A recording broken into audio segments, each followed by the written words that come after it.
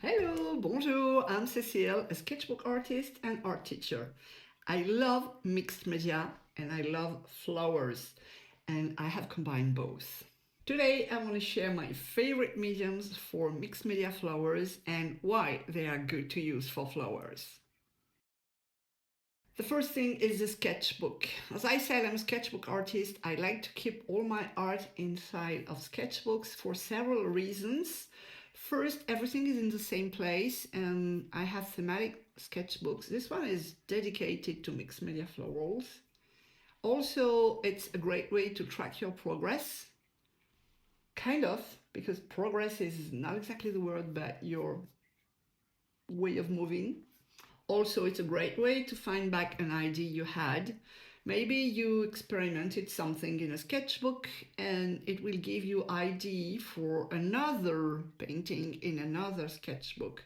And having a sketchbook dedicated is easy for me to grab this specific one, find the page I'm looking for instead of rambling through a pile of loose papers that I have to, but I always spend hours looking for something specific inside. When it comes to mixed media, you have a variety of papers available, and there is no perfect sketchbook because they all have pros and cons. And talking about mixed media, when you have a mix of dry and wet mediums, not all paper will be suitable for everything. I mean, if you take watercolor paper, that's great, but maybe they won't handle well ink with a dip pen, for example, because of the grain you have on the paper. And on the opposite, if you take Bristol papers, they will be great for ink, but not so much for watercolor. So I found something that is a mix between both. That is mixed media paper, a very heavy one. It's 270 GSM, just because I am heavy with wet mediums sometimes. A lot of acrylic inks, a lot of juicy markers, and they can bleed through the paper. I like ivory paper. I don't like white. I think it's too harsh, too difficult for me to work on plain white paper. And also I want my sketchbooks to open flat. And also I want them easy to clip.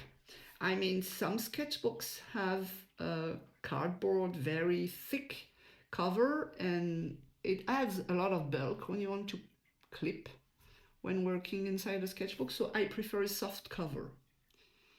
And I like portrait sketchbook for painting these kind of things. So I've been looking around and I found the perfect one. This is a Stillman and Burn Delta series, and I love them. They are really all I ask from a sketchbook. They open completely flat, ivory paper, soft cover, 270 GSM, and easy to find almost everywhere. That's a bonus point. Talking about mixed media, there are three paints that I use the most, on top of which I will add different things. They are acrylic, watercolor, and of course, you guessed it, gouache. Let's talk about acrylic first. This is not my favorite paint, but this is good for mixed media because you can make backgrounds. I mean, if you have used alcohol marker on a page, it will bleed through, so you can hide it with a layer of acrylic as a background, on top of which you can add different things. It's also good as a layer under gouache. This way you won't reactivate the background. It's also good for painting, of course, but this is not what I use it the most for, just because I have trouble handling acrylic paint. I'm so used to gouache that I want to blend back, I want to reactivate it, and it doesn't reactivate, obviously, because it is acrylic, but still very convenient as a background, as a paint by itself, or as accents here and there. Next, we have watercolor. Watercolor is so versatile. You can do pretty much everything you want with, except opaque painting, but it can be very classic, like some stems and some leaves, some classical roses, but you can also go crazy with it and have fun with watercolor and get some blurry effects, some sharp edges, some intense colors, some more light. It's very fun to use. But, and you know it, my favorite one is gouache. In this kind of sketchbook with mixed media, I tend to not use gouache so much as I would do otherwise because I have complete sketchbooks with gouache. So I use it very sparingly, maybe just for highlights or for some delicate painting that I can handle with gouache, but not with any other mediums.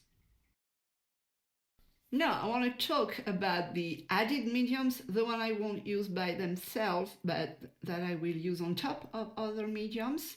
That can be acrylic ink. This is very versatile as well, and I use it for backgrounds, but also for painting by itself, and even for using it with a dip pen. And my go-to for details, for added texture, for more fun is Neocolor. I have the water-soluble ones and I use them either dry or wet. You can just leave them untouched and you have a cool grainy texture, or you can wash them and you can get things that are close to watercolor and close to gouache too. So it's really a mix of both. I can add to that alcohol markers that are a favorite of mine as well, and also acrylic markers. But I don't want to overwhelm you. These are the supplies I will use in my upcoming course Flower Party. It's beginning on March 1st with 28 recorded lessons, step-by-step, real-time, fully narrated, beginner-friendly, and 3 live painting sessions. I am so excited about this one because I really love mixed media and flowers and sketchbooks. So this is the 3 of them together. I'm so excited.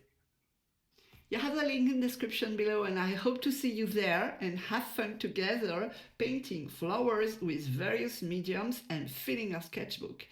And bonus, it will help you shape your art style. Thanks for watching. Let me know in comments, what is your favorite medium? Besides gouache, of course.